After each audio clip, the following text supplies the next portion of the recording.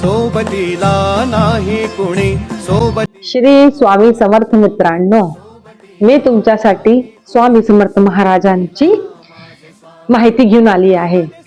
तुम्ही महाराजांचा second part पहा। महाराजांची नित्य सोबत असायची हे दिव्यमणी, ज्याच्यावर महाराजांचे हात उमटलेले आहे। सतत महाराजांचे हातात होती ही दिव्यमणी। दत्त महाराजांची पादुका ब्रह्मा विष्णू महेश हा रुद्राक्ष आहे। ओम त्रिशूल सर्प चिन्ह आहे। महाराज कानात घालत होते। महाराजांची गळ्याची माळ महाराज घालत होते गळ्यात। दत्त महाराजांचे शंख गळ्यात घातलेली माळ रुद्राक्ष ये शिवलिंग आहे। ये शिवलिंग महाराजांना आपली सिद्धीने प्राप्त झाली होती। इतली छोटी शिवलिंग अशी बनू शकत नाही। यज जलाधारीवर एक एक चिन्ह आकृती स्पष्ट उठी हुई दिसते।